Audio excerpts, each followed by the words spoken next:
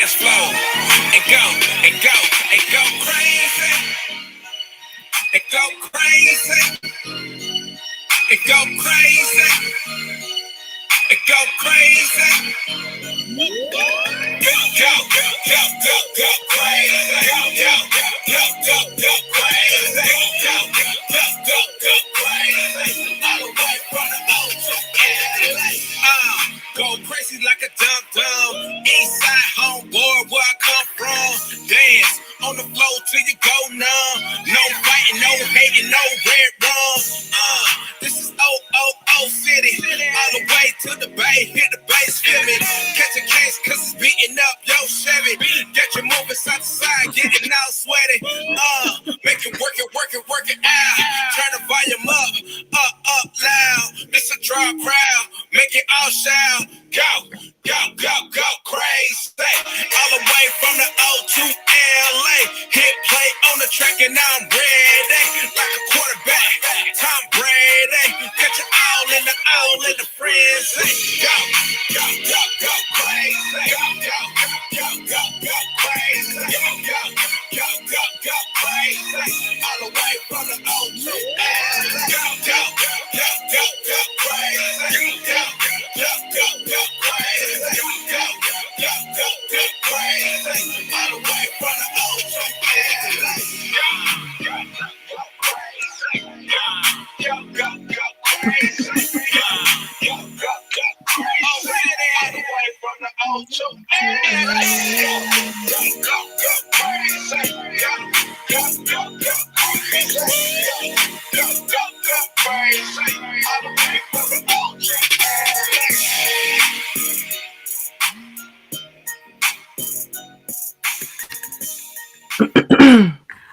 What's up? What's up? What is going on, Scoop family? We are back for our first show of 2022. Happy New Year, y'all. We made it. We made it.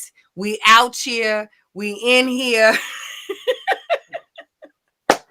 We have made it. We have crossed this threshold into a new year, and I am so glad that you guys have made it through with us. Okay, we have been off for what feels like forever, but what I think in all reality has only been like 3 or so weeks. But it feels like a very, very long time that we have been away, and we are very happy to be back to chop it up. To catch up on all the things that we have been missing over the last few weeks. Yeah. So hey y'all. How y'all doing? How y'all been? I actually let me even catch up and remember what I'm supposed to be saying. I need to tell y'all that the Scoop is a family. As you can see, we got our people coming back. Hey mama, thank you so much. What's up, Toya? Hey sis, you have been killing it over this break. You ma'am did not vacation, okay, over these last few weeks. And I love to see it, okay? I love to see it. Trust and believe I rested for both of us. But yeah, so glad to see you guys have come back. We are fam around here, so please come on in, get acquainted, get comfortable. Please, if you would, drop where you are repping from. We like to know the city and the state, so that we can make sure that we are reaching out and touching the community and where our conversation is coming from. So please go ahead and do that. And while you're hovering around that comment section, be sure and hit that share button so your family, your friends, the people who you like to share your day-to-day thoughts with know where you will be for the next few minutes, because this conversation is going to grab you, okay? So be sure and hit that share button so everyone knows where you will be chilling. And I also know this week is starting the new year, like officially for work for a lot of y'all. So many folks may not be able to hang for the full 2 hours. So we want to let you know that where you can catch the replay, if today doesn't happen to be the day, or if next Tuesday doesn't happen to be the day, we always want you to be able to tune into The Scoop. So you can do that by following us on YouTube at The Scoop Show, on Facebook at Real Scoop Show, and on Instagram at The Scoop Radio Show. That way you can hit the bells and the follows and the thumbs and all of the things so that you can make sure that you are locked in with The Scoop whenever we go live. I think that's it. Is that it? That's it. How you doing, bro? How you doing? I'm good. I'm glad to be back. look cold, but other than that, I'm good. Yeah, I'm good. How about yourself? I am well. These glasses are not going to work because my locks are getting oil across them. So now you're fuzzy. So hope y'all caught all of the new glasses that you're going to catch for the show. Now I can actually see. But I am doing very well. For those of you who are not following me on my personal page, yesterday was my birthday. And I turned 38 years old, and I am so happy to have made it not only into the year 2022, but into my 38th wrap around this year rock. So yeah, I am in a very good place. And today is my sunshine, my son, my only son, and my firstborn's birthday. He is 19 today. So this is just an overall really good week, you know, for my household. I'm feeling really good. Back to work, had a productive day today. So, you know, just ready to get back into it. The only thing that was missing for the restart of the year was the scoop. So like this is the cherry on top of the restart of the year. So yeah, let's go. I agree. Did your Christmas go well? Did you have a good time with the family? It did. Okay. It did. We had, you know, Christmas is my holiday. We do Thanksgiving with my mother-in-law. She does the cooking and stuff, but Thanksgiving is the holiday that we host, and everything was delicious. We had a nice, smaller than usual, which was perfectly okay with me because, you know, social distance, panorama is still going on. Omarion is out. Yes, we know. Right. It also followed us into 2022. So we were smart about it, but we had a beautiful dinner and it was amazing. So yeah, Christmas was really good. Yeah. Good. Yep. That's Your girl is blessed out here. I'm blessed. This is the first time I had a Christmas tree up in too long. That's too long. Since 17. I haven't had a Christmas tree since I was 17. Since you were 17, not 2017. Oh yeah, that's really too long. I was 17. Yeah, that's too long. So this year we had a tree, and I huffed and puffed about it initially, but then I was like, you know what? With your huff and fuh. They called me the Grinch one too many times, and I was like, why do y'all keep calling me the Grinch? I'm fine. Why are you so mad at the tree when it's tree time? Because in my mind, all I could think about is who gonna put this down. Y'all gonna have these little tree things all over the place and mess up the house. Did y'all get a real tree? No. Oh well, then we waited too long to get it, so we didn't get a real. But even still, I was like. And then she bought one, and then they sent me an email talking about we ran out. So I was like, see, this is the Lord saying we don't need a tree. Baby's a tree. You know you need you enjoyed the tree when you got it, huh? You was happy grinning at the tree. I'm gonna tell you something. When I watched them boys open them gifts, I was like, there you go. That's why we do the tree. That's why I was like, all right. So yeah, I mean, it was fun. I was like, all right, I won't be the Grinch anymore. I will learn to enjoy the holidays. But it was good. I had a very reflective moment as to why I feel the way I feel and all that stuff. And so it was good. Mm-hmm. Really good time. A lot of rest, a lot of driving. But it's worth it. You know, my heart is happy for your holiday this year. So it's worth it. I'm glad. I didn't spend too much money. Hey. Amen to that. I didn't either. I was very proud. We got our shopping done early. I did a lot of online shopping, so I didn't have to be out with the energy zappers. You know, a lot of it came right to the house. And I did not wrap a lot this year. Yeah. I did not. The youngest is 12 now. They don't really care about the wrapping paper that much. They honestly don't like cleaning it up. When I told them I wasn't wrapping the majority of the things, they were like, that's fine. They're like, okay. So we did the unwrap the Amazon, you know, I passed out the things that way. And so I don't see myself wrapping inside house gifts going forward. Outside house gifts, oh yeah, y'all will get the business because I won't have to wrap inside house gifts now. That was my win for the holiday. That's good. That's You it. gonna get you gonna get. I ain't got to unwrap nothing. I ain't got to clean up I nothing. slid that big old box down them steps. That was my slave. She wanted him.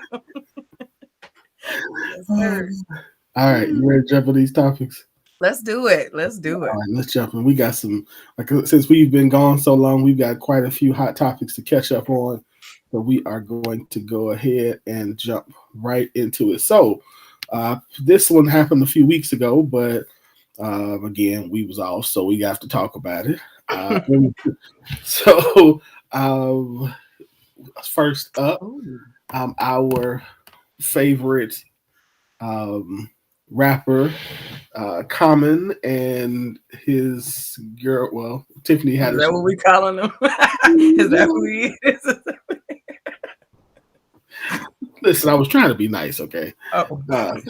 Common and Tiffany Haddish, who have been together for a little over a year, called their relationship quits over the last couple of weeks. And so, yeah, what are your thoughts? They were kind of an odd couple to me in the first place. They seemed like they enjoyed each other very much when they were together. So after they got together, I was like, oh, okay.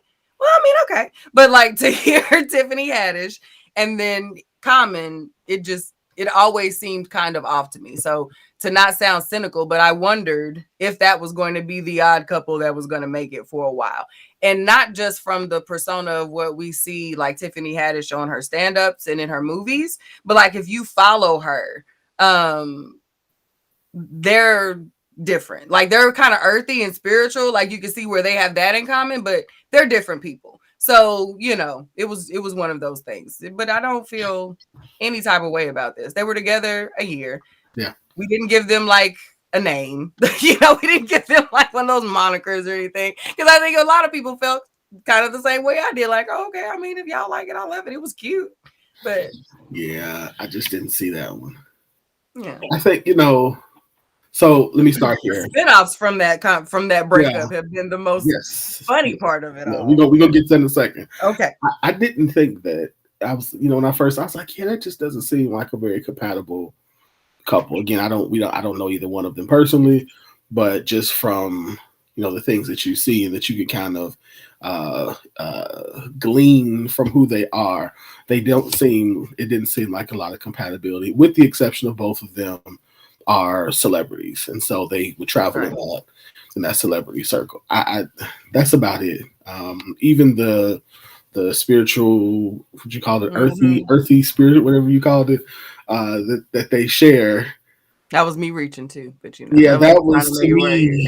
There was even a difference in how, to me, their expression of that, which was like, yeah, that just doesn't seem like that would even goes together. He seems like he would just be spending the whole time like this. Okay. All right. I don't think she's like that though when she's off. I don't think she's like that all the time. Let me say that. But I don't. But I'm just saying, I still don't see. He seems really calm, chill, laid back. And don't get me wrong, I think as people, somebody like myself, who I would consider myself a pretty chill, like I like a little feisty too. So I mean, that's not. I'm not saying that. It just doesn't seem like her brand of spice was what he likes in his food. You know, I think he probably has a very. He comes off as though, because he seems like that chill dude who's silly as hell. Like, I bet he likes to laugh. He watches cartoons. He gets the Jethro bowl of cereal, and like they sit up and have a good time and kicking it. But like when it gets time for like other things, you know, I don't.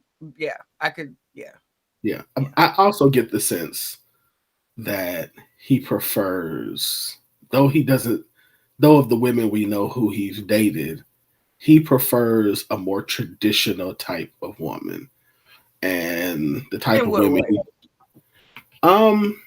he seems like the type of woman that he seems to me like the type of man that doesn't like to be challenged too much.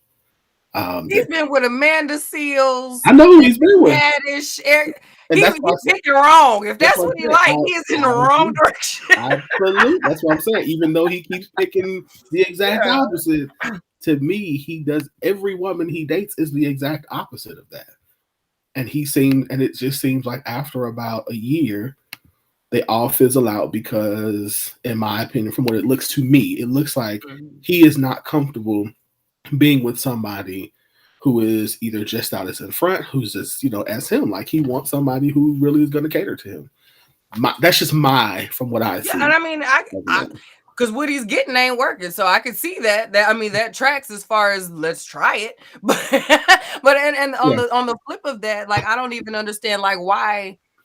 Once or twice I would get it, but he has chosen this type of woman multiple times, and he's chosen women that most men aren't really desiring like that. They consider them to be controversial type women. Men ain't lining up to holler at Amanda Seales because Amanda Seales gonna yap back. Tiffany Haddish is gonna talk back. They're not sit and be still type of women. So like they're not even the most adored, sought after women who have, bossy chicks, so because I could see spice being very alluring. I know men who love that about women and be like, yeah, mom, do your thing. Like, yeah, okay, that's cool, and we'll be totally here for it. But if that's not what he wants, like he's extreme about his design.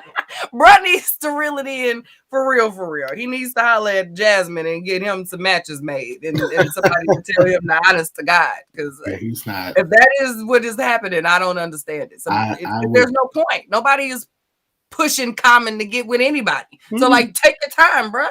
Find you and figure out nobody works out. Part of that is he doesn't, up until recently, and we can get into the spinoff part when some of the spinoff stories, up until recently, I don't think he's the idea of him being with somebody who is not, like, I think the idea of being with somebody who understands your life, which is other celebrities, is kind of what he's stuck with. And that's why this spinoff story about him talking about, I'd rather date a teacher at this point than somebody another celebrity, I think that is part of what he's getting at.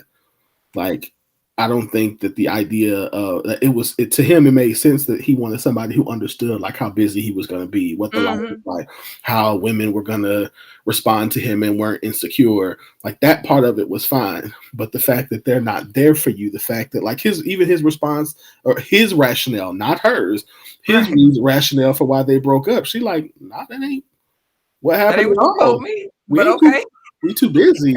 That's what happened.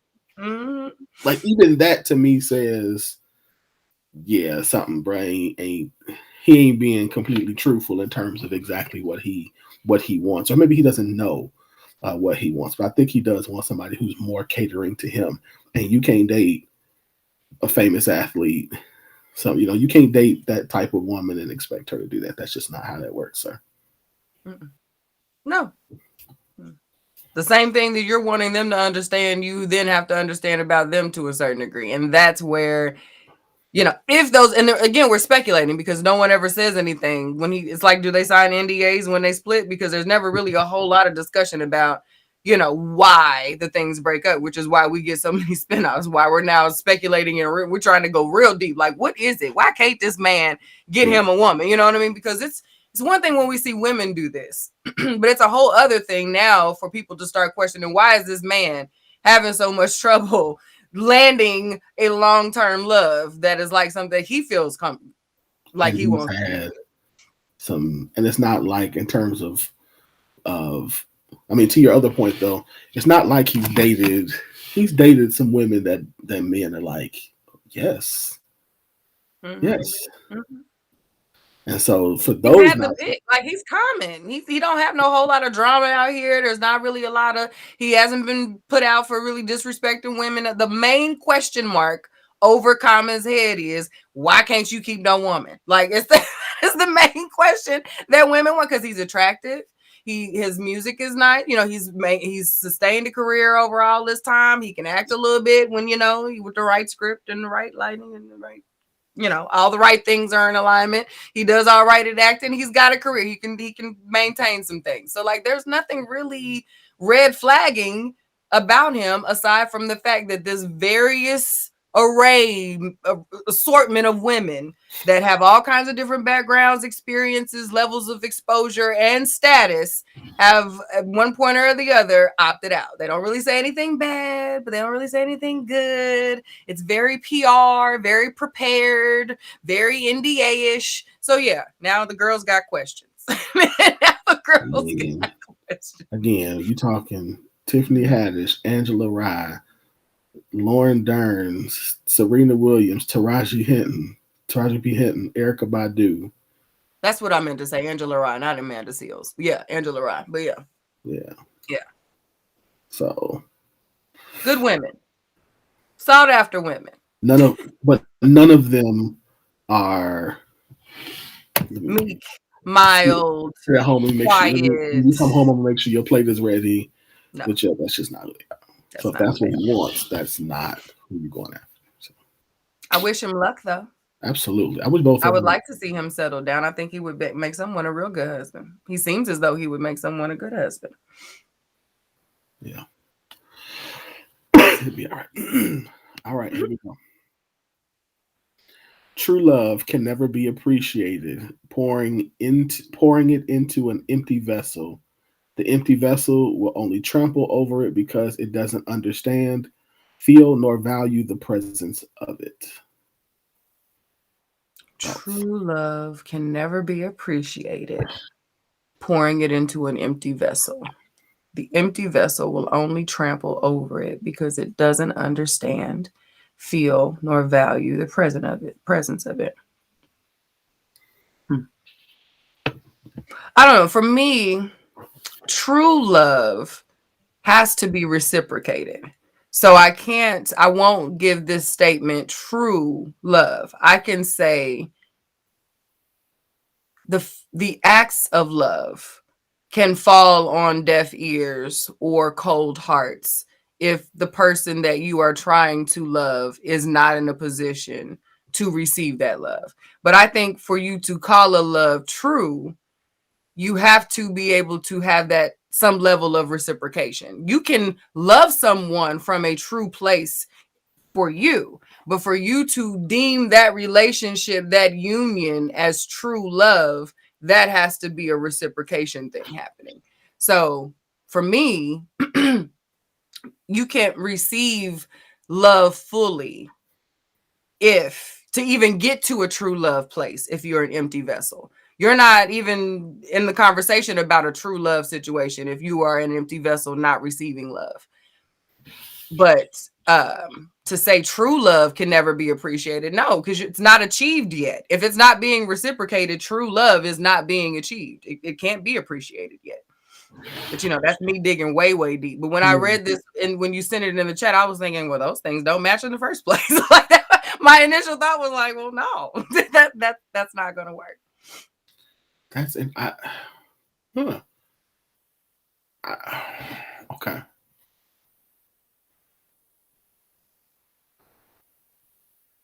I think I disagree.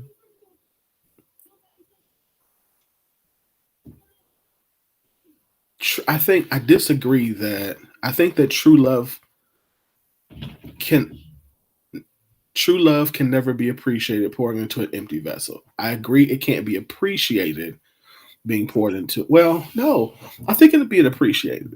I think it could be. I think that I can appreciate somebody loving me, but not respond with love in return.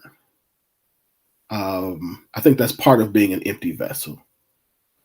I don't know if I agree that true love it can't be true love until it's reciprocated, because then at that point I would have to say that the love of a parent to a child, to a baby, is not true love. So I think I would say, but those are different types of a relationship love is different than a familial love, like a mother-child love. Like there's that, to me, that's hard to compare that bond to a lot of things. But I'm thinking in the realm of relationships, that's how I don't think about me and my children when I think about that type of love, because how I'm loving them is going to be different than I'm going to love someone not of self. Yeah.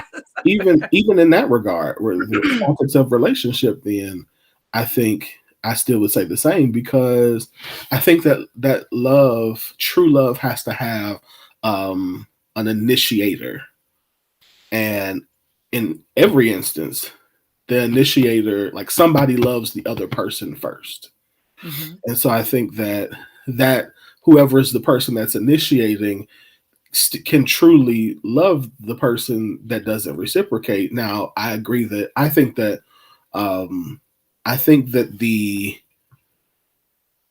what's the word I want to use? I don't want to use the word perfected. That a healthy something. Now, that word's not coming to me yet. Of love, like I think that love doesn't grow. Love doesn't is not sustained over time. That true love is not completely experienced if it's not reciprocated. But I think that, like, let's use, like, for example, so if when you and James met, if James was in love with you before you loved him, his love could have was still been true, but the fullness of it didn't happen until you started feeling the same way. I do think that if it remains to where one person, the initiator, continues to do it, then yeah, I do agree with the rest that if a person is empty, that over time they will most likely trample over it, or they'll manipulate it or misuse it or abuse it because they don't have that same love as not. But I still think that the person who is giving the love, I still could say that that's true. It's true love. It's just something that at some point they're going to have to, like, remove, not say remove, but separate themselves from that person, because that person is unable to handle the love that they're being given. Yeah, I think that's what I'm trying to say. I can see that. I mean, that tracks. I think I think how we weigh these words is different, which is totally fine. Because to me, I see the way that you explained it as appreciate feels like the polite way of, oh, I can appreciate that, however, comma. Whereas in a relationship, I would think of the as more of a state of a place of gratitude, of the appreciation is a Yeah. different level. You know what I mean? And whereas the appreciate is I love you, and if you're not there yet, oh, okay. Thank you. Yeah, no, You know, I think I'm that's the saying gratitude. appreciation that I would see in that type of relationship, you know, in this dynamic that's being Mhm. set up here. Whereas the appreciation of this love that's coming from a vessel that's ready to receive love is going to be, that appreciation is going to be gratitude. That's going to be, you know, that Give back. reciprocation. Yeah, Right, right. So yeah, that's yeah, why I I'm agree like, with that. I define these words in this regard differently than in a regular interaction with people. So, but yeah, because I would take true to make what you said accurate for me. I would take that true off of it, because love in itself is something that this person has issue. This person who is an empty vessel is not just empty romantically. They would have issues receiving love, period. Mhm. True, a little bit, the beginnings Mhm. of, you know what I mean? A little dabble, do ya? Like that is one of the things that they like to, period. So like that's where the difference in those, the trueness versus just love in general, kind of makes this like for me. But yeah, So what? I see. Oh, okay. So here's my follow up. So what would you do or say, or do you think that there is ever the situation possibility of two people truly loving each other? So there's reciprocation, Mhm. and for that person, one of the persons in there to become empty, and then once that person becomes empty, then what does that mean for that love? Does that mean that this love is no longer true, or what does that mean for the individuals as well as for the collective relationship? Yeah, if it stays that way, yeah, it's no longer true. I mean, because that's the thing that I think we're struggling with right now with relationships. They Absolutely. change, and you have to maintain them. So yes, you can absolutely be head over heels in love with someone, and they are the goals. You know what I mean? Like everything about it is amazing and beautiful and honest and vulnerable and all of the things, and then something can shift, and that's no longer accurate. And if both people just allow it to stay there, they don't come back and say, hey, this isn't what it was, then no, this is no longer a true love. This is now just a true commitment. We said this is what we gonna do, and this is what we doing. But you can't call that love. That's commitment. Those are two different things. And I mean, a lot of folks are in a commitment with one another, calling it love, and you know that ain't the same. I mean, let's just y'all know I try hard to call this thing a thing. And yes, love requires commitment, but commitment alone cannot sustain love. Yeah. For me. Yeah. I ain't built that way. I'm gonna need my warm and fuzzies, like from the real place. Yeah. I think commitment sustains love for a time. Momentarily, yeah. I would say for a time. Mm-hmm. For a time. And then, yeah, because I think people disconnect. I mean, it happens. Disconnections happen. And then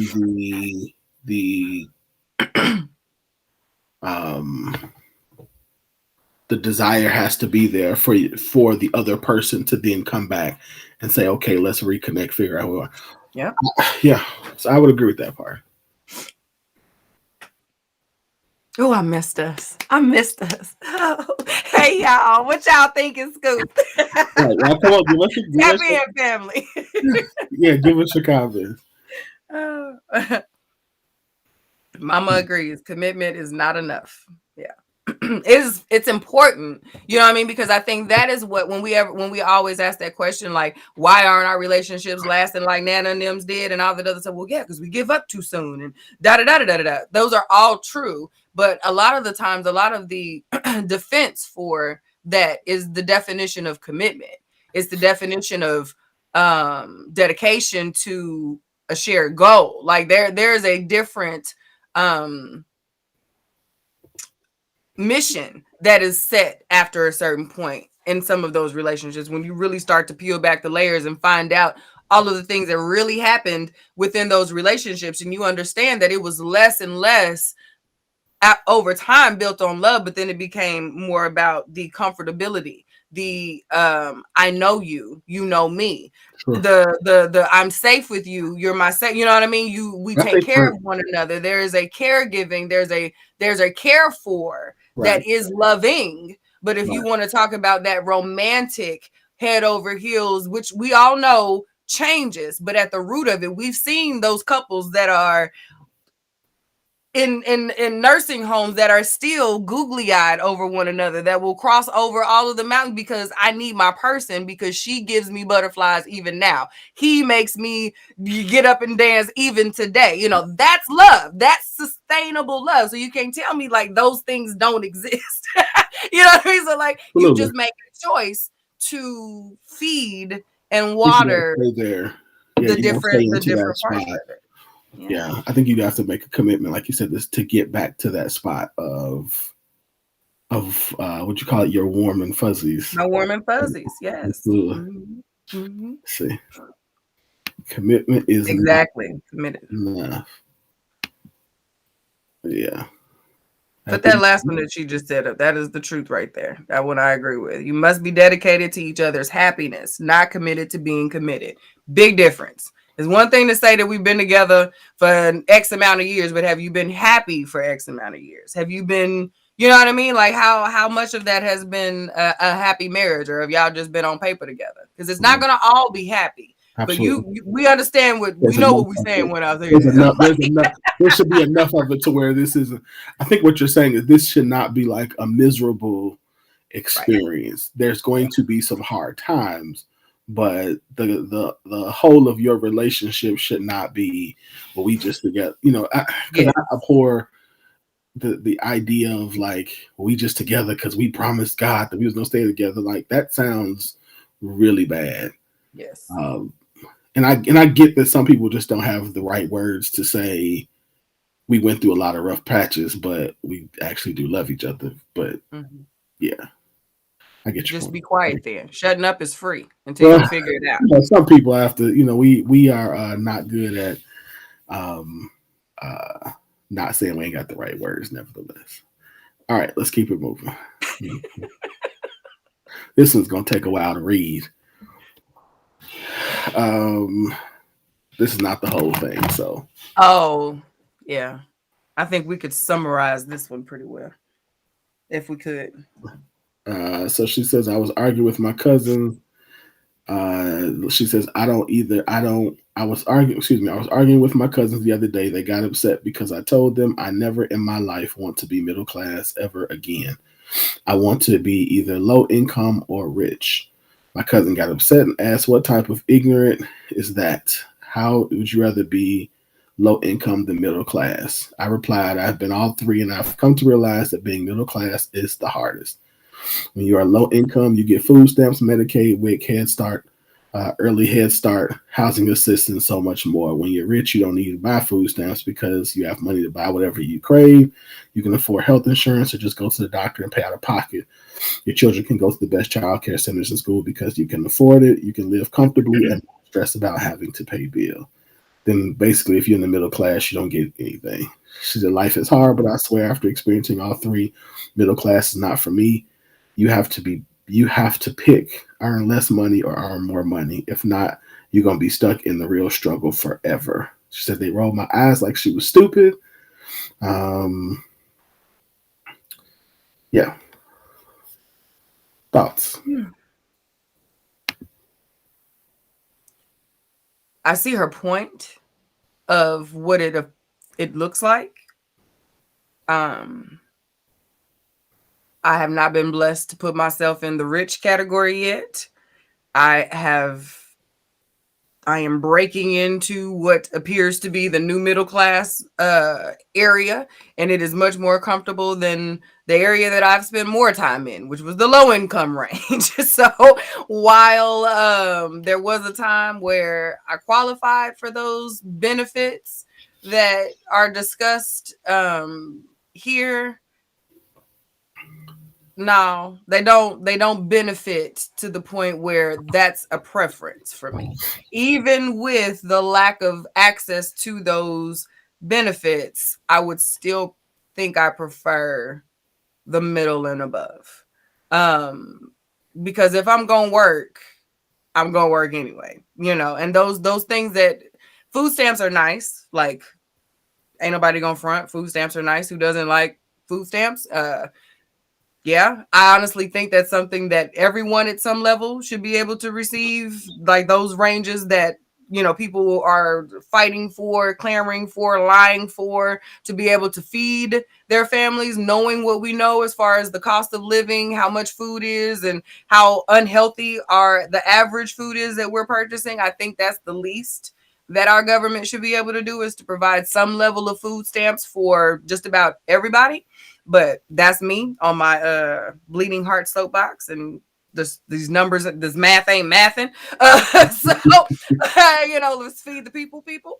But aside from that, those other benefits, the life that you're living, if you actually qualify by all in reality for low income, is not the life. It does not outweigh the life that you're actually living, the deficit that you are actually experiencing if you have a family. If it's just you and you low income, I mean, YOLO, figure it out. But I mean, not saying it's not going to be difficult, but like for the average folk that is in the middle of having a family, having to feed children, clothe children, deal with all of the things that happen with young people, having to interact with other young people, and all of the stuff that comes with that, low income is not where you want to be. I don't care how, that's not where you want to be. So, I mean, I get it, but at the same time, I don't want that.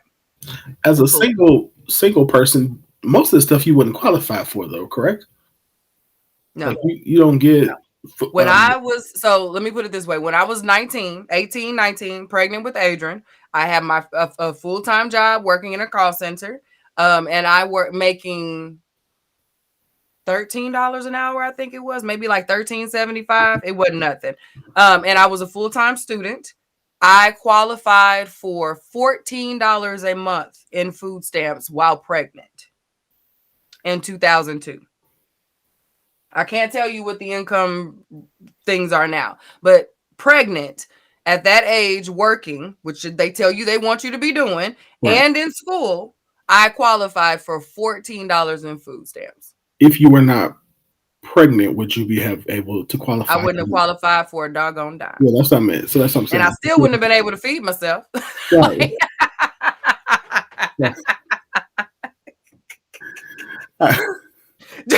Just saying. Yeah. I mean, No, we were no, talking about the I hear examples you. in this I'm game. completely. I Yeah. say this. I have very little knowledge of this.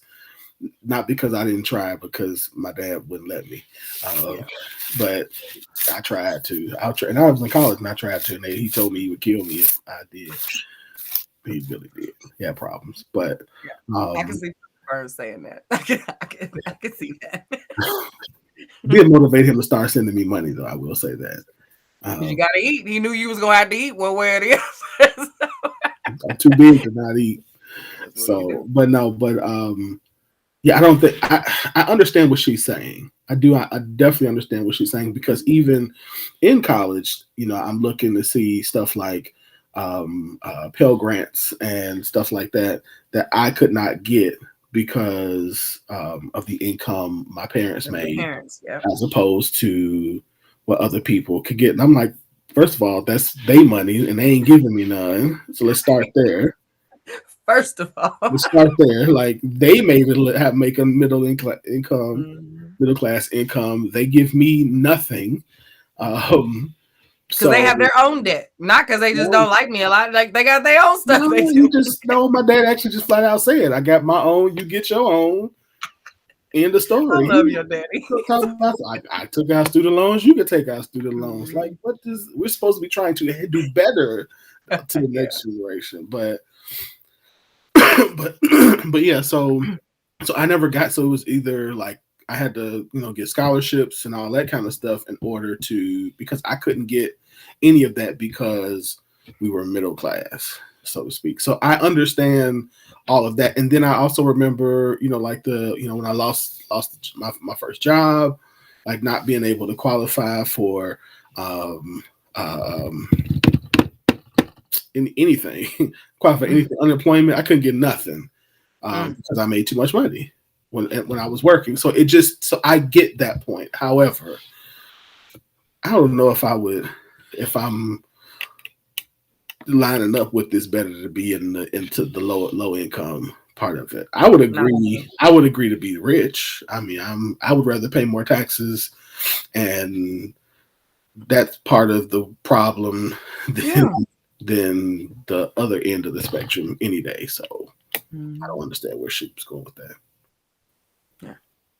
And I do think, like, if I were to become one of these rich folks like that, tax me. Like, I got it. I'm okay. You know what I mean? Like, I don't understand if you have a business plan that is solid and sound, and you are a millionaire. This is just what you do now. Like, this is what kills me. And I don't understand how that whole, if you get there, you wouldn't want everybody pays taxes. If I make more, I pay more. Like, that's how that goes. Like, I don't, and that is me. And I don't understand. I think more po folks should make it to the rich side, and then this wouldn't even be a conversation, because we've been there, we get it. And if we knew that the taxes were actually going to fix it so less folks could be po folks, it might be a little bit different. Because that's what I see. If we could make sure, we're talking about first of all, that the taxes get to where they're supposed to actually go to do the work that they're actually supposed to do. That's the problem. I don't think it's the lack of tax money. I think it's the lack of discretion and discipline of where the money goes.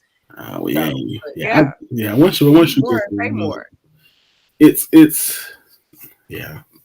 most wealthy people I know don't have a problem paying taxes. They're like, hey, because the tax loopholes there's a plethora of tax loopholes. So that's what I left off. But yeah, like, it's not like it's a whole book set up to make it so you don't have to pay nothing. Like,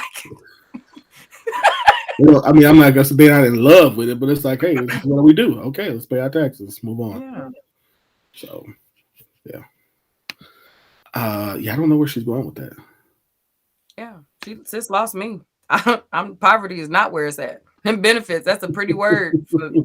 Not enough. Like, I don't want that. I do not want that. All right, let's keep it moving. All right, and of course, last but definitely not least, in Hot Topic, our I don't know what to call it. Devon Franklin and Megan Good announced that they're getting divorced after 9 years of marriage. They put up this post, or he put up this post. They put up this post that says, after much prayer and consideration, we have decided to go into our future separately, but forever connected. We celebrate almost a decade of marriage together and a love that is eternal. Mm-hmm. Hold on, before we do that real quick, let me read this. There is a level of bondage associated with poverty, and the fight to escape poverty because it's so difficult for some. Absolutely. Yes. Absolutely. Yes. Absolutely. Yep. Absolutely. That lack. I'm telling you, Dan's comment that we had on that Clubhouse that time, we don't know how to deal with surplus. Like, we learned to deal with lack, but the idea of dealing with surplus just escapes us as a people. Man, the scarcity, yeah, that has changed how I look at surplus. Like, I'm more mindful about how I deal with surplus than ever after hearing that, because that right there, yeah. Yep. Yeah. All right, Megan. Yeah. What are your thoughts? Go ahead. I think it's sad that their relationship is ending. I think 9 years is a long time to attempt to be married and make it work, especially with the opposites of their lifestyles. I did not know a lot about Megan as far as her personal self prior to them being all together like this, because they put all of her business out there as a woman. At that point, she had been what I thought was a pretty private actress up until that point. We didn't really know a whole lot about her personal life. Now, she's always been confident. She's never been shy to show her beauty. Absolutely. You know what I mean? She's always been a sexy woman, a sexual woman.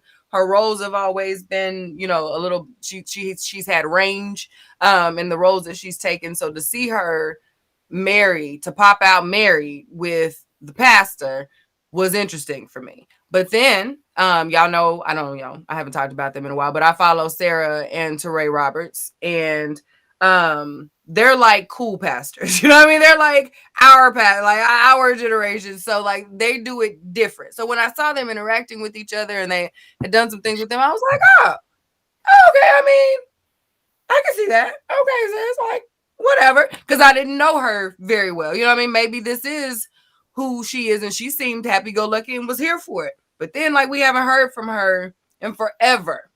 Forever. And, they did the book, and they did the little circuit, and, he read the people for trying to come for the wife, and everybody was like, yes! Like, you know what I mean? So, like, we've seen them, and then we didn't see them, and now we don't see them together anymore. But now we see Harlem, and all of the things that's happening in Harlem. And then like now Megan is posting the Megan that we used to see, but like grown ass bossy woman. Like she ain't that little 20-something Megan no more. Sis is 9 years senior and has been through some things, seen some things. And like she looks the happiest, grounded, most peaceful, secure we have ever seen her. So like, while I think it's sad that this has ended, I am happy that both of them seem to be smiling and they are amicable. They are not doing that bickering back and forth, that ugly mess. I don't know if it's because they didn't done the appropriate paperwork. They might have good lawyers and good people making it so they ain't got to fool with one another. They can make pretty posts and go on and be about their business. Whatever the case may be, I wish them well. I really, really do. But it appears as though this was the best decision for the both of them. From what is looking like. I don't know. I don't know about the both of them. I think he's gonna get drugged for a little while. Why? He's a pastor. He's a pastor. It doesn't. That's the church need to do better then. If they finna fool with this man because his marriage didn't work out with this one. He's a pastor. I mean, I don't know if you said already, but it's already he's a pastor. This is why he shouldn't have been given relationship advice. And it's like, come on, y'all. Of course, I think the church and absolutely people in general need to do better about how they respond to this. But there's definitely a pushback to saying you shouldn't have married her in the first place. Even the the lady who made the comment that she made when he said something to her, see, she was right, because if you hadn't married you should have got you a church girl in the first. It's like, come on, y'all, we gotta, like, these are. But we don't know if her not being a church girl is the reason why they didn't make it. That's why we need to hush. Like, the people need to hush. That has nothing to do with people. nothing. Always got something to say. That's not, and again, that's not the issue. But I don't think it's gonna be. I haven't. And then I don't know if you saw his post, like his New Year's post where he's sitting there with his eyes closed, crying. No, it's kind of dramatic. I try to shy away from men. It's kind of dramatic. Basically, he was just saying that he doesn't usually cry, and so, but this is how he was feeling. He had like a couple of tears rolling down his face, and was saying that he's at peace, but he's in pain at the same time. And yeah, so and he might be. Let me say that. He might be. Yeah, he absolutely probably is. Yeah. If you've been through a divorce, it's painful, but yeah. That's not my point. Isn't that my point? Is I don't think that it's going to be the happy part of it that you're saying. I don't think he's there yet. I think for him, it's the idea of trying to figure out kind of what my life is going to look like now. There's a lot of pressure in his world as opposed to hers. Correct. And so I could understand that. I could see your point, but I think what I meant more or less was, I didn't. Now, this was new information. You put me on game as far as him crying on the post and stuff. I did not know that was dramatic. What was taking place. But I don't think that we won't necessarily see her have a bad day.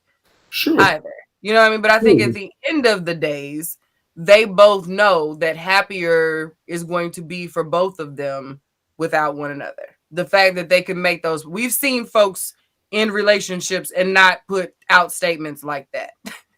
You know what I mean? And not be able to be in the same room with her. He's sharing her Harlem posts. You know what I mean? She's commenting back. It's I don't know. I wish them both well. And I think folks need to mind their business. To be honest, none of us need to be given all the advice that we give. Okay, we all out here trying to experience this experience the best way we can with as minor bumps and bruises as possible. So none of us really have any authority to speak on anything. You know what I mean? So the first time one of these folks that we grant the authority to say that, as soon as they mess up, we're gonna do exactly what they're doing with him and question every yes that we ever gave them to do or say what we gave them to say. So whose judgment should we really be questioning? Theirs or ours? For falling for the okie doke time and time a damn again. So, you see the picture I just sent you? I just sent you the picture of it. I told you. I was like, when? I told you. That's why I was like, a few months ago. I took this picture a few months ago.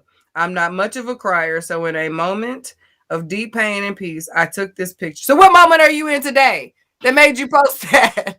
What made it captures best how I child. Y'all, you see this? Look at this man. Why? Okay. That's what I say. I don't know. And I'm all for men being, I don't know. I don't like this. I don't like it when women get on Facebook and cry. I don't like it. So that's not a men thing. Let me just make that really, really, really clear. I feel like if you have enough forethought and presence of mind to do all of the things necessary to go live, to create a photo, to get your lighting right, and do all of that stuff, to cry while crying, you should have something else to do. It ain't that bad. It's not that bad. Sorry. So that's how I feel about this. Get off of my phone with this, sir. Wow.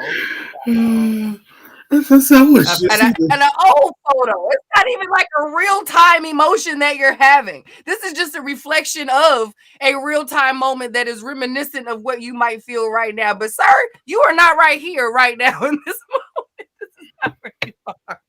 Or we have a new today photo of you in this particular moment. I think he has to I pass. Again, I think he has to do.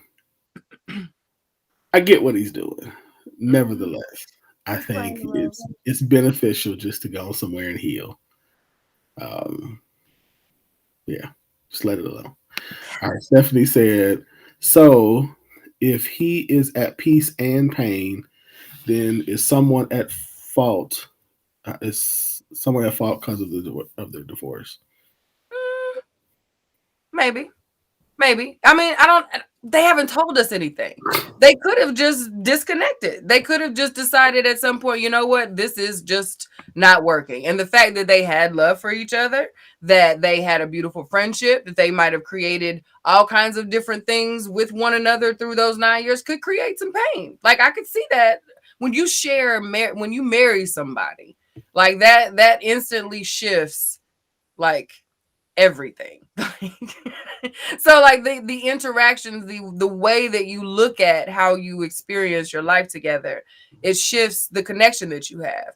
So even if it ends, there is an understanding of that there's a grief that comes with that. So I think that you could still attribute. I'm gonna say this. My saying is always the same. I think that anytime a marriage ends, both people are at fault. I also say that saying, I also don't think that a divorce, y'all please don't stone me for this. I don't think every divorce is the end of I don't think divorce is the end of the world. Like I don't. No, I don't either. That's why I think I'm so cool with them being over. I'm just like, like I think they, granted, do I want them? Absolutely not to get divorced. No, but I think that a lot of times we go into marriage, like, first of all, everybody goes into marriage not really knowing what's going to happen.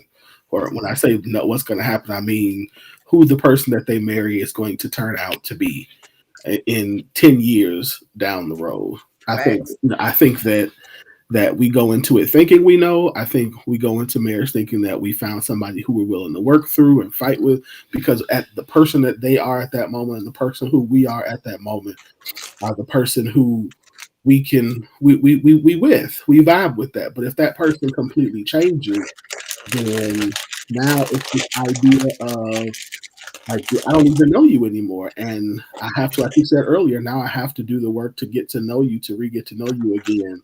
And that can be difficult and sometimes impossible, depending on what the person has changed from or into. Opinion. Here's Clifford's opinion. I don't think that either one of these two got into marriage fully understanding who the other one was enough that the things that she enjoyed doing, like I think that she made some adjustments and changes to her life to be with him. I think he made some adjustments and changes to his life to be with her, and they thought that was going to be enough. I think that at some point there were more adjustments that somebody needed to make in order for their relationship to continue to work, and they were no longer willing to make those adjustments and changes. And as an example, not saying this is what happened, she wanted to go back to acting in the roles that she was getting. He did not want her to act in those roles because I'm a pastor, they make me uncomfortable, etc., etc. Hey, what does it look like? I have already stopped my career for this and stop doing these things, because reportedly she also stopped smoking because of him. Like, I've stopped all of these things and now I can't act anymore. That's for me, that's too much. And so I need to go back and act and do what I do. And for him, it was, I think you need to go, you got to go do it. That's just an example, not saying that that's what happened. So I think that that's really what, in this instance, what happened. These are two people who just said, you know what, and for a marriage to work, you really have to, there's some things you have to give up in some certain seasons that you got to make that determination if you're willing to it or not. And if that person is to make that adjustment, what are you going to do? And you can love someone enough to say, I'm gonna let you go ahead and do that. I think that was the most loving decision that both of them could have made for one another, because her needing to go back to acting could be the same, could be him releasing her to do that, but that's also releasing him to get the wife that he needs to be able to actually cover him in the life that he's trying to lead. Why am I going to hold you back trying to fight a woman who really want to be out here doing a whole different life, the life that you met her in, but still a different life than the life that you all decided to live together?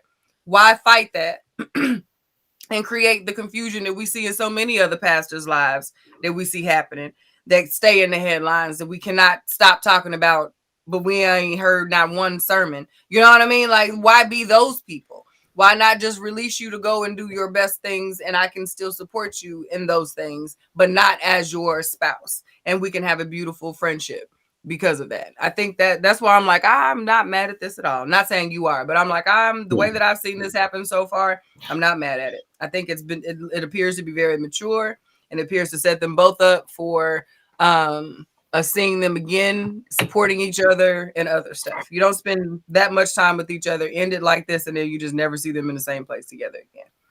But again, we only know this much about what they've been dealing with. This comment came with our last relationship discussion, but I'm gonna put it up for this one. I think it's beneficial. So I believe so many people have arrived at a place of contractual relationship versus a covenant. When details of the contract are broken, so is the relationship. But when the covenant to remain in service to each other is held at the forefront, the issues can be seen as minor. Just my opinion. And then about this one, says, as the old saying, opinions and advice are like buttholes. Everyone has one, and most of them stink. So it's okay to have an opinion and to offer advice. Just decide what you will do with this. Sort of like a butthole.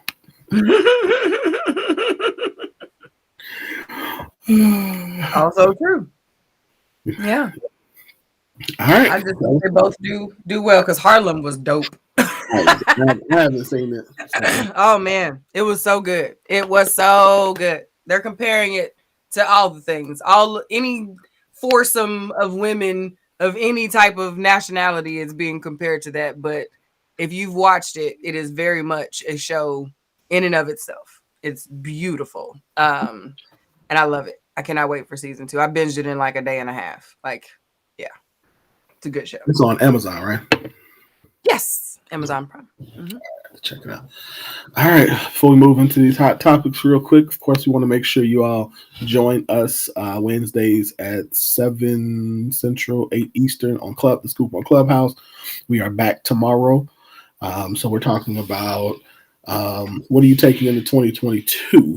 So join us at, again, 7 Central, 8 Eastern on The Scoop on Clubhouse. So you have to download the Clubhouse app if you don't have it, and then find The Scoop on Clubhouse.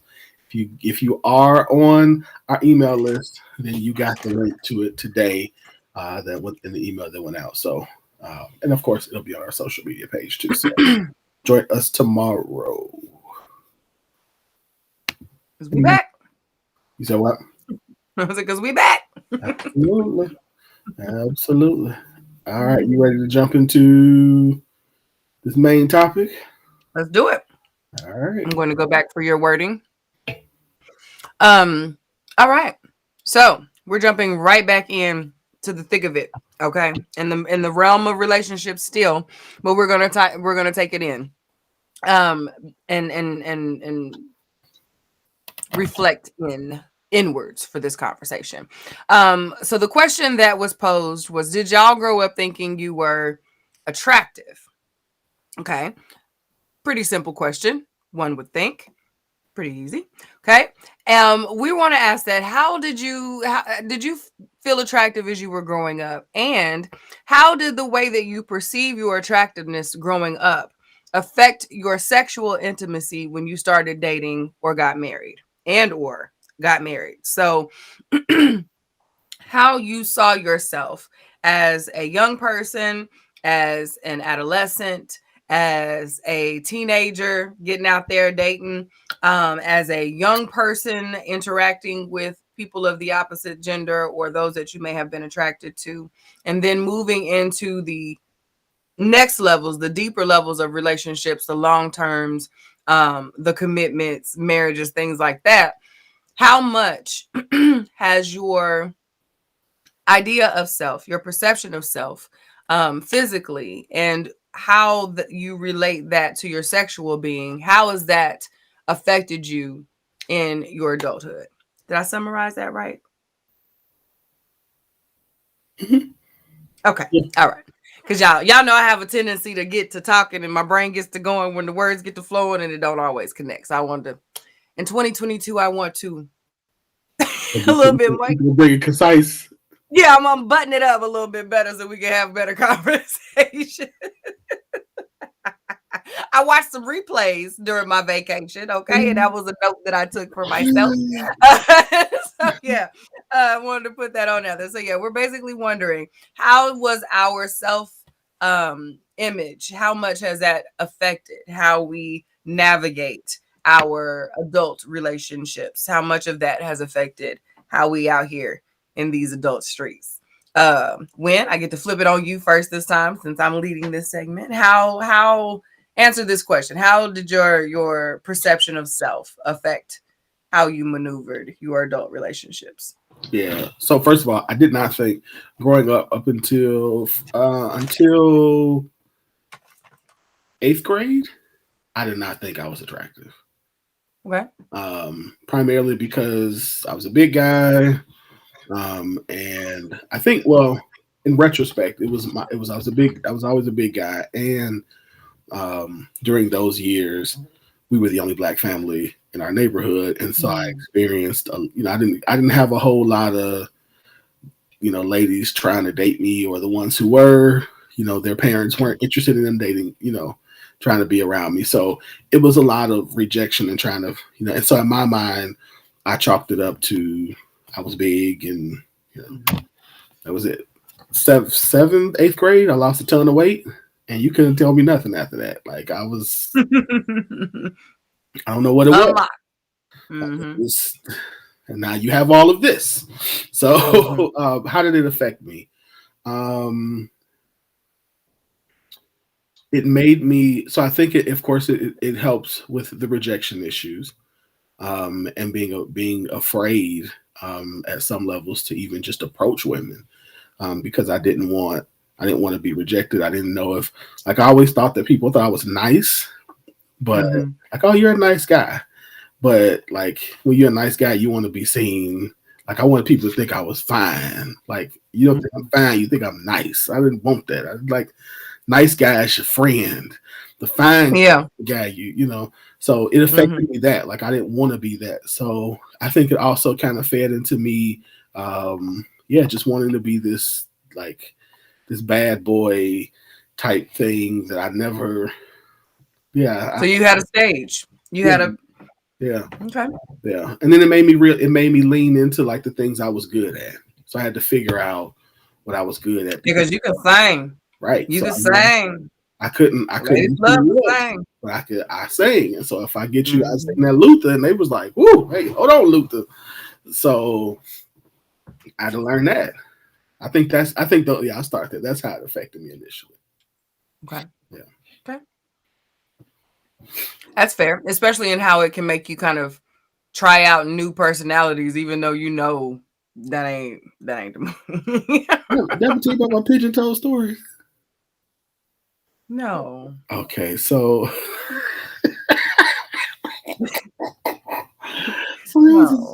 young lady, I went to school. I can't remember who it was, but I went to school with this young lady, and I overheard her saying that she liked boys. Oh God, I know where this is going.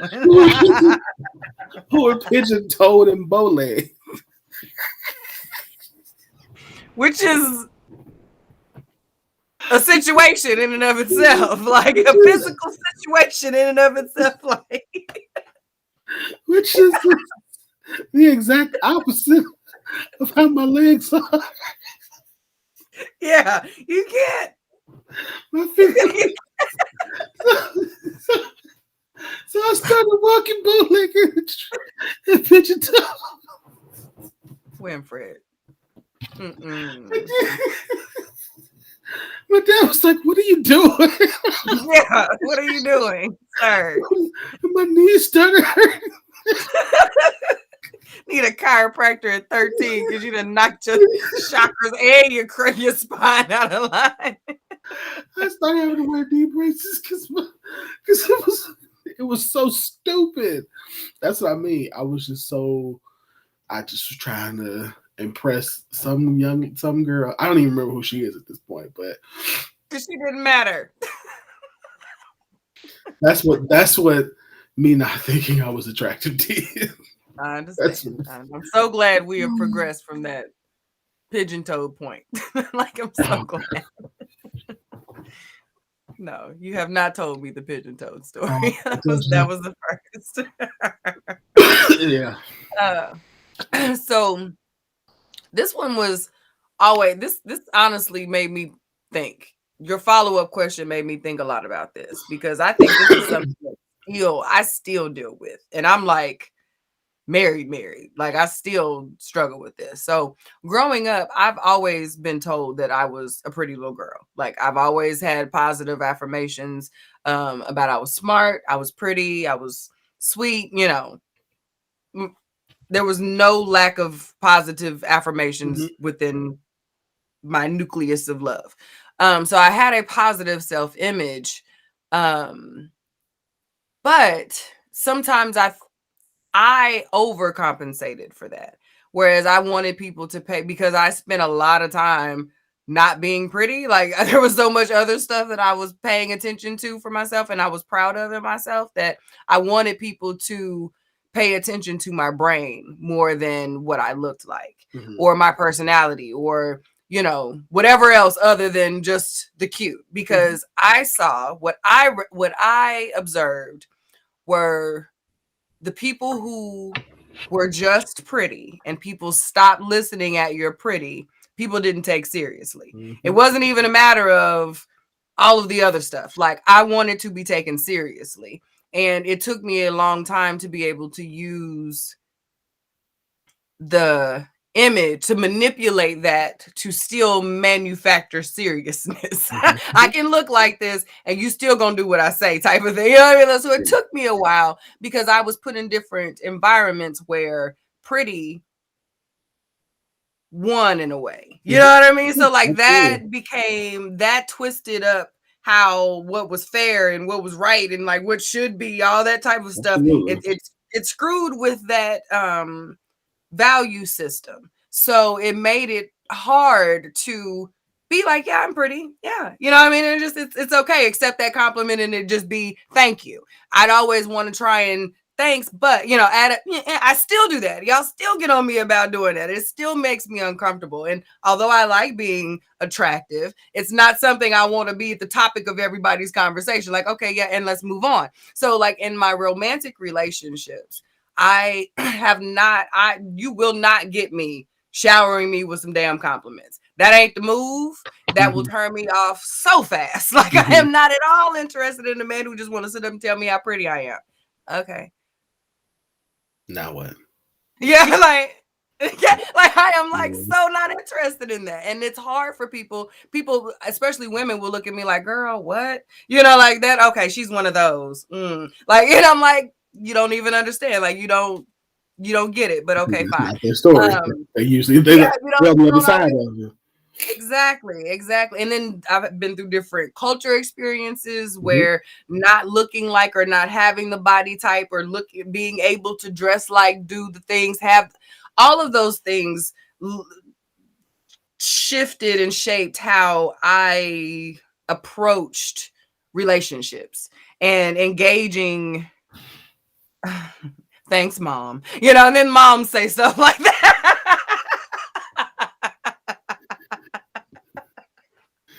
Which is amazing. And I love it. You know, but like that's different than, you know, the big man on campus telling you you're an amazing human. And that's what he loves first about you. You know what I mean? So, it was one of those things. So when I started to date, like I know James, he told me up front, he was like, yeah, I knew that wasn't gonna be like, I was gonna have to talk to you. Like I was gonna have to do more. Like it wasn't gonna be a just make you look cute and show you off to people. Like you wouldn't. I knew from like that first conversation with you that wasn't even what you were about. He met me in a head wrap, like jeans, I had a hoodie on, a Letterman's jacket, and my hair was in like an Erykah Badu wrap. I had my face was cute, you know, but like I wasn't out there. Like I was never the extra I never wanted that to be the highlight for me. And even still, James has to tell me, what do you like, get dressed? Like, you know, I can pop out. But like I'm not popping out all the time. Like that's not how I'm not comfortable as the attention in the room like that. As that being the attention in the room. Yeah. Yeah. I don't want to do that. Yeah, I feel that. I think for me, the other thing I think about is I was always told, like even as I was struggling through this idea of my attractiveness, I was always told, you're not the type of guy that girls date.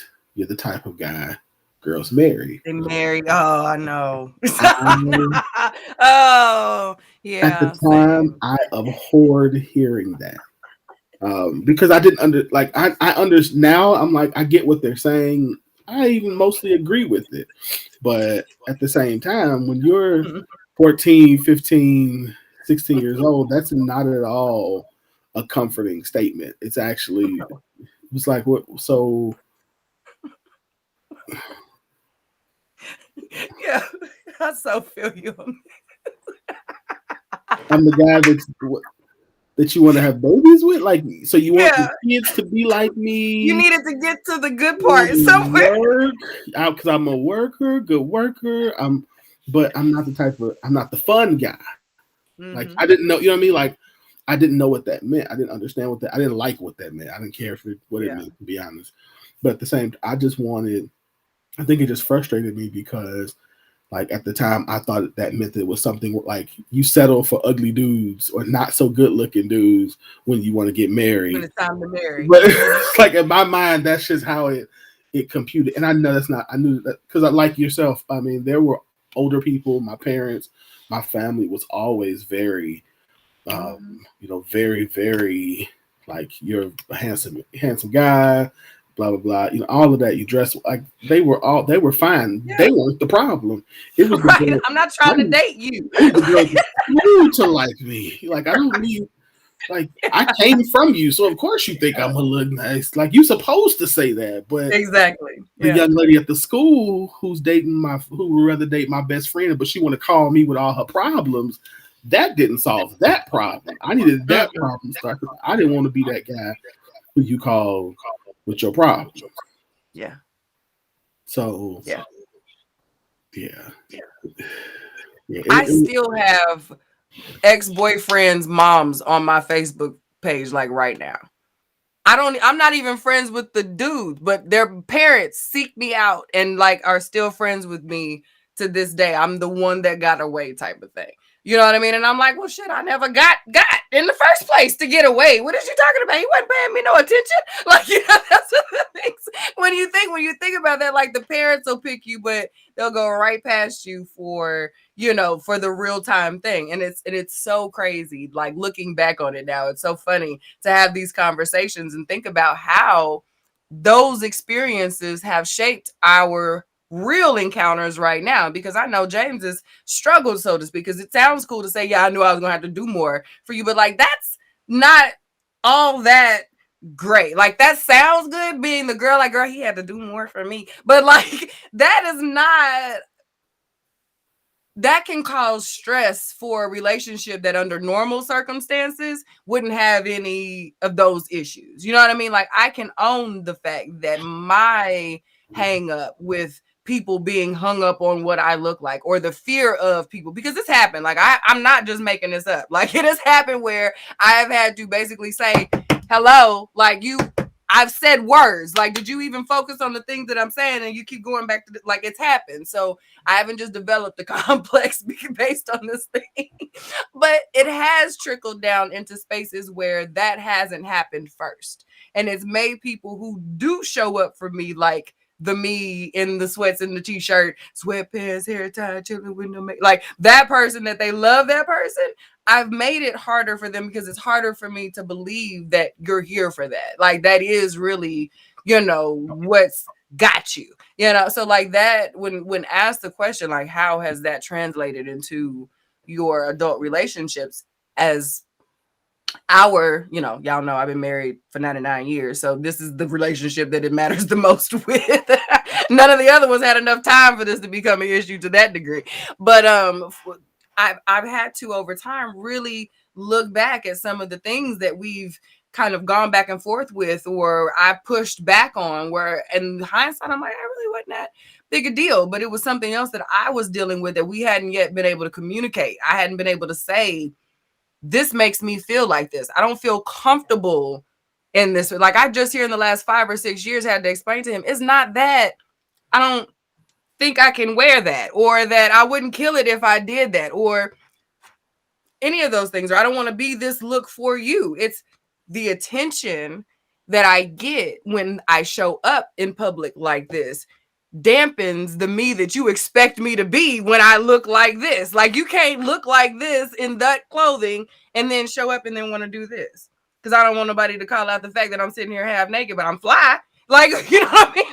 But I don't want nobody to see me that I'm like, so you have to understand and be able to communicate that to your person as to the why these things are your hangups. And it's not a them thing. This isn't any reflection of me not wanting to be sexy for you or to give you the aesthetic that you like or anything like that. But for the woman, the full woman that you enjoy to show up in this place, I need you to understand that she can't look like that. You know what I mean? For her to show up the way that you really want her to show up, sexy and confident and pulling you out to the dance floor, we showing out and, you know, that woman won't be there if she looks like that. So to make that your person get that, take some time, because when they see all the other chicks out there looking like that, they thinking, well, why the hell not? You're in good company, babe. But like, no, that's not how that affects you. Yeah. That's not how that feels. Yeah, that's a very good thing. I think that we have to think through and know about our partner, because that could be to the insecure person, that could feel like rejection. Yeah. That you're almost rejecting them when really, like you said, it's not about them, it's about that. Here's my to the unknowing. Let's not even give that person insecurity necessarily. That's just an unknowing. Why is it that women do these things and are comfortable looking like this, but you won't for me? Or if he's ever seen you out, or if they've ever seen you out in that element without the backstory, that just, hey, I don't know why. Why did they get it and I didn't? So that's not an insecurity. Yeah. It's just, I didn't know. I've seen this exhibited before. I've seen you look like this. Why all of a sudden is it an issue for you to look like this for me, or to it could do be this thing for me? You know what I mean? So I won't call it insecurity. That's heavy. That one gets like toxic after a while. Well, I mean, sometimes it is an insecurity. Sometimes it's not. It depends. It is sometimes. Yeah. Sometimes. That's right. And I think you're right. There's where there's the benefit, the necessity of the conversation about what really is going on is important, because, like you said, it you don't really know. You don't really know. That's a good point, though. What should say? Yeah.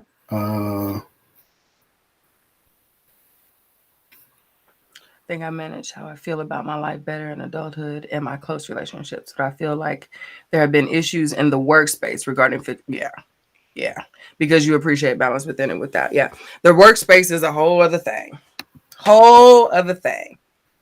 I think in the 8 years I've worked at my job, I might have worn a skirt or dress maybe 5 times, maybe. And it's because the department that I work in is primarily men. And the women that I work with are primarily older. And they old school. They're older. They're not brown women. And there is a expectation of, they don't care how woke the workplace is these days. When they're calling people for opportunities and visibility and things of that nature, it needs to look a certain way still in 2022. So at work, yeah, you're gonna get these wide leg slacks. You're gonna get these button ups, these crew necks, these nice blouses, these vintage blouses with all of the these ruffles and frilly things. Yeah, we don't do lots of cleavage, not lots of legs and slits and things like that, because that's not what we're here for. Yeah. How has okay, so what have you had to do to like how have you had to manage this, or to I know you're into like the inner work that you've had to do to kind of help to work through some of this stuff. For me, it's just accepting all of me. This is my face. This is my body. It's a blessing. You know what I mean? And that because I am, like, you're not going to, if you spend any time with me, you're going to get me. So I can't, and every time I assume that someone has not seen me because they've seen me, I'm discrediting me and my energy. It took me a while to realize that every time I assume someone is only looking at the outside and not hearing my words, feeling my energy, getting my intent, those things, I am discrediting me and the value that I'm bringing to whatever interactions that I'm having. And it took surrounding myself with good people that affirmed me to my face and without me being there to help me to understand that, to help me to see that would get on to me when I wouldn't just take the compliment, that would stop me when they saw me getting in my own way of opportunities and dumbing, quieting myself. You know what I mean? I got in realm with folks like Alandria and Felicia who see me and still say, okay, but you sexy though. So we're going to do you, but bigger. And then I was able to slowly figure out what my sexy looks like comfortably, so I can pop out more frequently in and outside of the house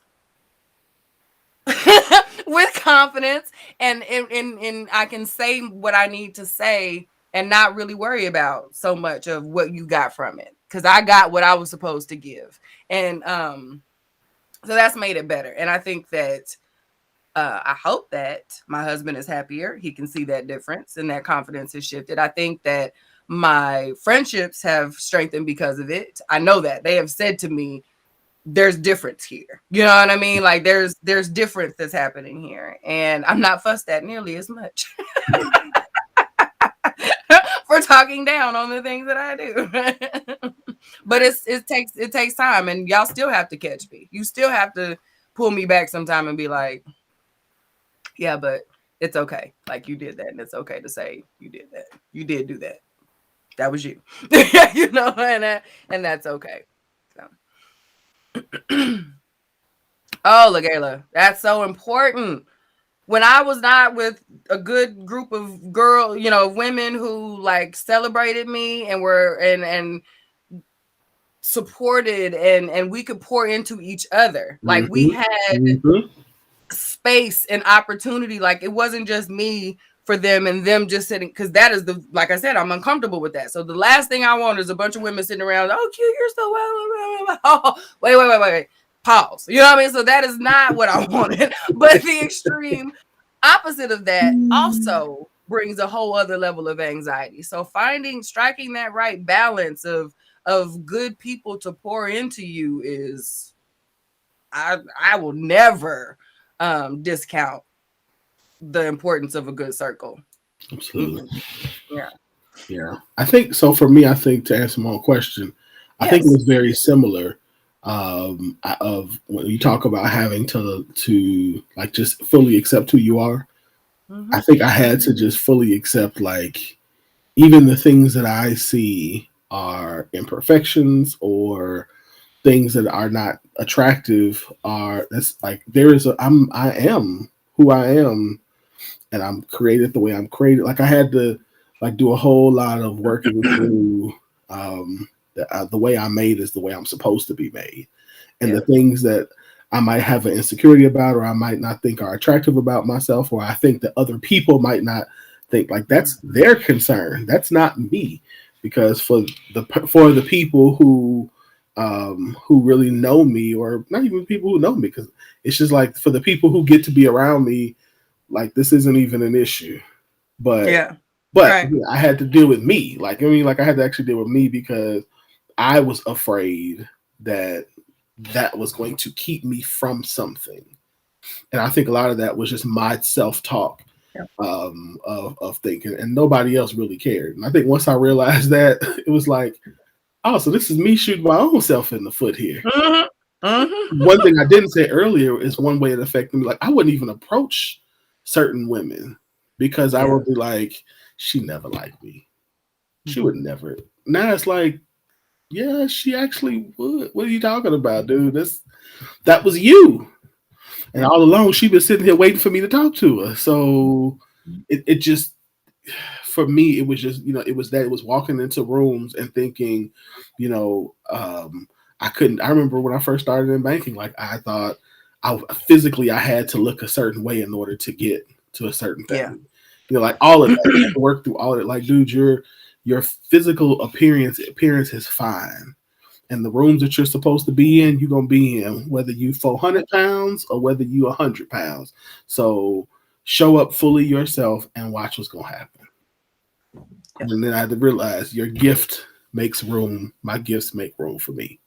Every time. And I've never. Now you get invited into rooms. It's like, oh, okay. Mm-hmm. So yeah, I think I just had to work through like really loving myself and not loving the person that I thought other people wanted. Mm-hmm. Mm-hmm. Yeah. Yeah, it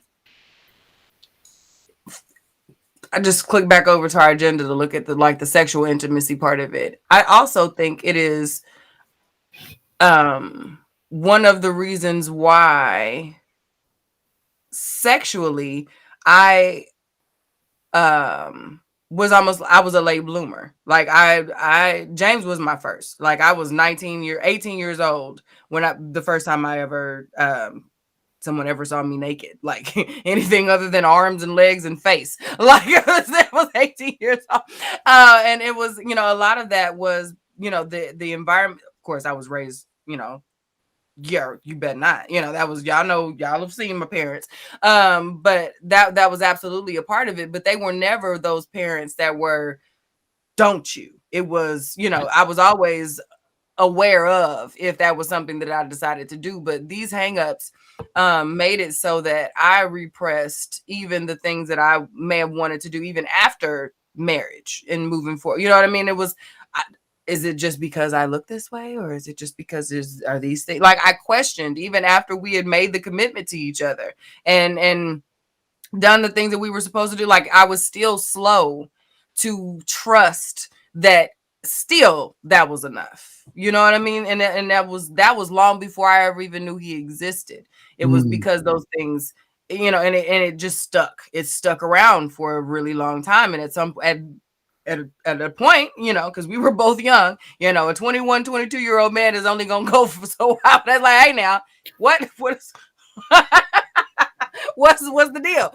So we did have to have some conversations, right? And I'm thinking we in a healthy place, and he's like, yeah, but so about that. And I had to own it, and I had to realize that wasn't him asking for anything crazy or doing anything crazy. Like that was that I had to see that. And it took a long time, even knowing that there was room to grow before I actually made the move to fertilize it and actually get things growing. It took a while because I hadn't convinced myself. I hadn't done that work and hadn't been supported in other ways other than, because after a while your husband becomes like your parents. You're supposed to say that. You're just that you're supposed to, and then so whose validation are you really looking for at that point? But if we're being honest with ourselves, it does take many. You need a circle. You need it coming from everyone needs that type of confirmation coming from different directions, because it ain't gonna hit the same every time from every person. Ain't gonna hit the same. No, it doesn't. I think for me, it was in the area of sexual intimacy. It actually made me.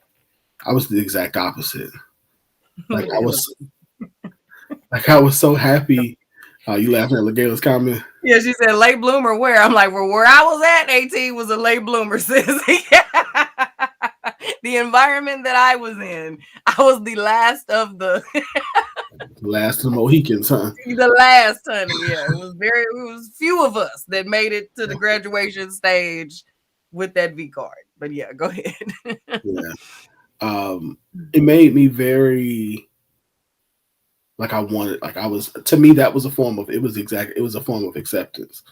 So if you thought if you were willing to do that, to be sexually intimate with me, then at that point it was like, oh, okay, maybe I'm more attractive than I thought. Mm-hmm. Especially if it was somebody who I thought like socially people was all right. Yeah. So I think that was for me was a thing. And then it just became that emotional, feeling of, again, of doing it on a regular basis. So it was just like, okay, like to me, it actually fed me, but because I hadn't up until that point really dealt with how I felt about myself, it was more so like just a Band-Aid to make me say, okay, I feel good about myself because this person is doing this with me, but I still don't feel good about myself because if I'm not doing it, now there's a problem. And if I'm in a relationship with somebody and they're not interested in doing that, then now I gotta go find somebody who is. Who is, right.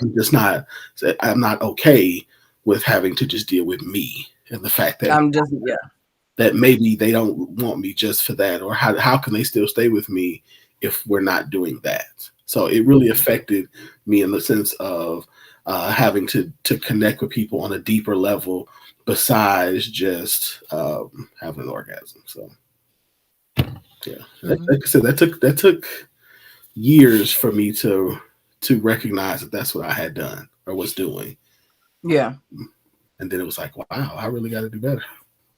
Yeah. Especially now knowing how good you are at like you and having the deep conversations and like going deep. Like I think sucks for those folks who missed out on that part. But, right. So then, I get it. Completely it's the opposite. Now it's like, I'm not gonna let anybody touch me now. Hold on now. You gotta there's a cost for this now. Banana pudding or something. Jesus Lord. Fry me a wang or something. Something. So but no, yeah. So I think that for me, but it was strange to realize that what subconsciously I had connected that. Like you find if you're willing to have physical intercourse with me, then that means that you must find me attractive. And that was weird. And not true, by the way, for anybody who might think that this necessarily correlate to that. The crazy things we tell ourselves during those times. Yeah. Yeah. Because it was, for me, it was I didn't want to be a relationship. Used, huh? I said because during that time, like during those early years of my life, like during high school, college, like though it was like that was easy to do. Yeah, everybody's doing. Yeah, but the idea of like somebody actually wanting me for something that was deeper, that had more depth, like you just actually like me, like physically you liked me, spiritually like you like those. To me, that was just something that was just impossible. You want something, so you must want this.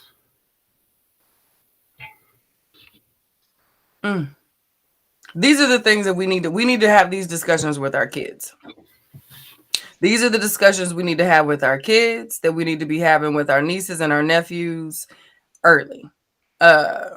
When we see it happening. You know what I mean? Like these are the things that we need to talk about, because listening to you and how you described how you looked at sexuality and the acceptance of sexual affection and attention for women, it's almost has to be the same, not to the extreme of what I was, what I had going on, but women are taught that your value lies in your ability to not.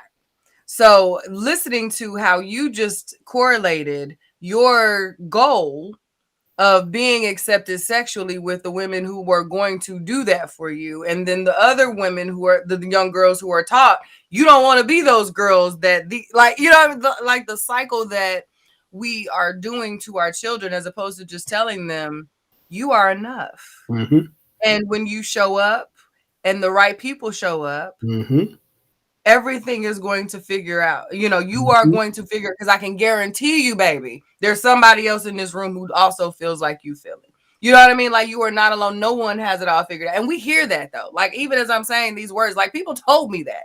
I was told none of y'all know what the hell y'all doing. Y'all all shooting in the dark, figuring it out. In 20 years, y'all not going to see each other. Yeah, like, you know what I mean? This is going to be the last time you see these people. And for a lot of those folks, that has rang so true. So true. Some people I have never even seen on Facebook. You know what I mean? Let alone walk past them in a Walmart or any of these other places. Like, literally never seen these people again ever. And there was only 72 of us. Okay.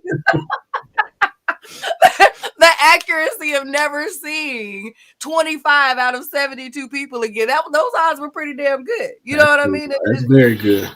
You know what I'm saying? So, like, we hear those things, but like, that's not I don't know what needs to happen, but it could have saved us a lot of long-term counseling. Some of them deductibles could have been a sessions better dealt on some real-time situations, as opposed to dealing with that childhood ish. Because it's so true. It could have saved me from hurting a lot of people. Mm-hmm. Yeah. I could have had a lot more fun, I think. Not sexually necessarily, but just in general. Like, I was a very uptight child simply because I wanted to be taken seriously. And for what? Like, as a kid, what was me? Like, I did things. Like, I did better than average teenage things. Like, I was involved in stuff, but like, why was I seeking out those things that were keeping me from doing regular old kid stuff? Because those things don't matter to my real life right now. Like, I ain't talking about the Dance Make a Difference program that I was over for the I don't talk about those things anymore. I think about how much more fun things could I have been doing, because those things really don't matter. Right. So, like, as I'm raising kids now, like, those are the conversations I have with my kids. If you don't want to, outside looking in, folks would probably think, like, why is she? That ain't necessarily what you're supposed to say. No, like, what we were told we were supposed to do, we learned later on why. So I'd rather skip that for them in a lot of ways and tell them, you know what, some stuff just ain't gonna be what you gonna do, and that's okay. Okay, move on. Yeah. That's good. Yeah, I think I want to encourage people to really have those conversations with people who they're in relationship with, because I think a lot of us are have put up the person, like the person who we want to be is being seen more than the person who we are, and instead of like being that and wrestling with the things that are, if we don't find ourselves attractive, or if we find ourselves overly attractive, you know what I mean? Like, there's a healthy, we should strive to get to a healthy space about our attractiveness. Obviously, understanding that, of course, we're not going to be attractive to everyone, but that's not the purpose. The purpose is do you really find yourself to be physically attractive? Are you okay with you? Because no matter whatever it is that's, whatever features you have, you're supposed to love your features, embrace them, because you were created away for a reason. Yep. And there are so many more people you will find that are your people than the people that you are in proximity to right now. Even as adults. You'll find people who genuinely want to be in relationship with you because you actually have a good, healthy relationship with yourself. Yes. That's what I'm talking about. Like, after we get out of these clusters of the people that keep us, trying to figure out in these circles and stuff, like, our people are so out there. Like, the folks that I have been in relationship with over the last decade or so have been the most perfect people for me. Like, the weirdo alien deep thinkers that can sit up and talk for hours and do all of, like, Oh my God. Like I've been waiting all of my life for these groups, these handful, like literal Yep. handful of people, you Yep. know, and like I've become the happiest person being and been able to show up different because I was able to navigate and find these people. It took a lot of other circles first. Like I done bounced around. I done did the pong thing. I know we all have done them. I've watched a couple folks pong around before they nestled into their tribe. You know what I mean? But it's all a part of That's the okay. experience. That's what you're supposed to do. Yeah, it's all a part of it. What you're supposed And now, to do. shoot, can't trade that bing bong for nothing. Right. Like, I see what I did there. Since no one knows what the hell that means anyway, might as well throw that in when it feels appropriate.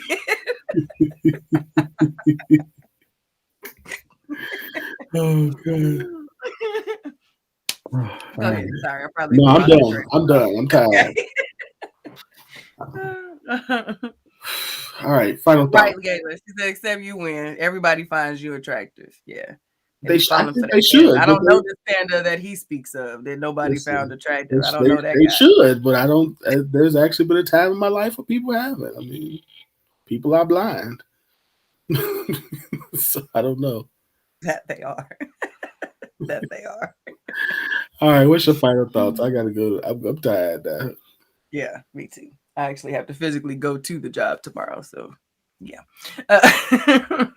Final thoughts were: I am super excited to be back. I'm glad that we started this year's conversation with a self-reflection type conversation.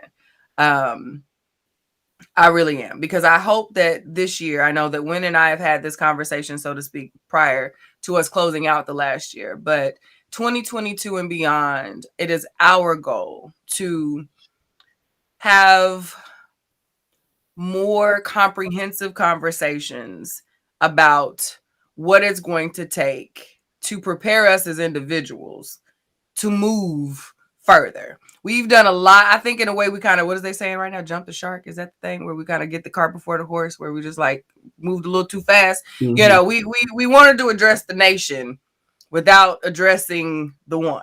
And we can't really blanket a lot of this one conversation. So I think we're going to bring it in a little bit, and I'm excited for that, because that's really where it starts. A lot of us can talk about what everybody else needs to be doing, but hopefully this year we get to ask those questions that ask us, what are we doing though? Like, you know what I mean? But what am I doing that's going to help this thing be better? And then we can get to the nation. So I'm excited that this is the conversation that we had. I'm intrigued and I cannot wait to see what our replay comments look like after, digging into this conversation. And thank you guys for coming back again in 2022. It's been so good to see y'all pop in and out today. And yeah, we've got a lot in store, and we are so excited to keep it moving. That's good. Anything going on with Elegance by Design? Yeah, this is actually our anniversary month. So starting Saturday, we will have our first official anniversary sale. We are 7 years? 7 years in business? Yeah. This year. Me and Michelle, I had to literally wait for the anniversary post to pop up, because I was like, girl, it is longer than 7 years. She was gonna be like, so it can't be. Like, I know I've been said, but lo and behold, the post showed up with the little clear containers and the old school symbol on top. It's been 7 years, so it's anniversary time.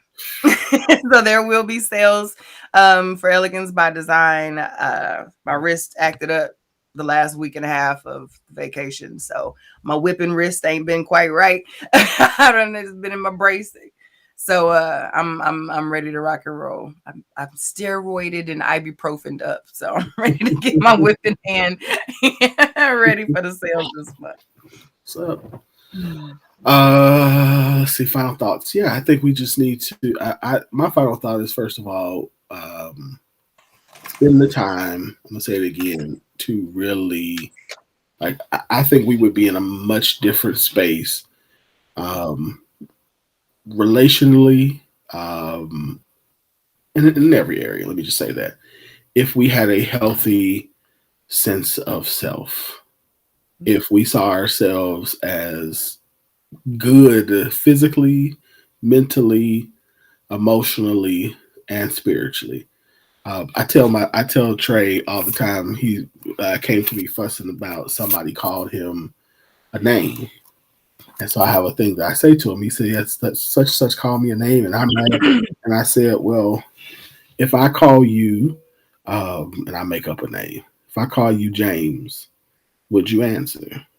And he said, "No." I said, "Why?" He said, "Because my name is Trey." Mm-hmm. I said, "So why do you answer to names that don't fit you?" Mm-hmm. And he was like, "I don't know." And I said, "Because you are not sure about who Trey is. So if we knew who we were, loved who we were, It's good stuff. we would not respond to names, to situations, to anything that didn't fit who we were." That's my encouragement. Know who you are well enough to know that anything that's outside of that is not worth me wasting my energy to respond to, unless it's something I need to respond to, like, somebody harming There are times. Yeah, somebody's harming you, that's one thing.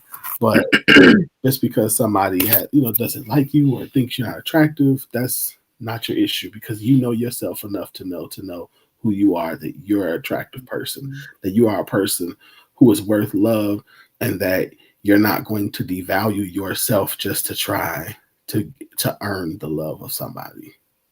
So I'll throw that out there as my final thought. Of course, that was a good one. That was better than mine. I like yours. It's the first week. Don't worry. It is. Noted. Yeah. Noted. Y'all come back next week. We got another great show for you that we can't wait to give you. This has been good. I'm glad we're back. I missed us, but I'm glad we're back. We need the break. So, yes, Lord. if you haven't liked the Scoop page, not the group, because we don't have a group anymore, but the page, make sure you do that so you can follow this show and anything else. We also are now putting like hot topics on there. You can submit them to us, and we'll post them on the page too. And your hot topic could potentially be on the show. Y'all have a good rest of your week. We will see y'all next Tuesday. If you haven't hit the share button, do that. And see y'all later.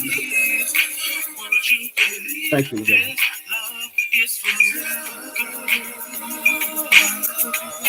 And would you take this long, sweet road and pull it together, baby? If this is goodbye, I want one last try. I always feel so bad for grinning when he's singing such a sad song.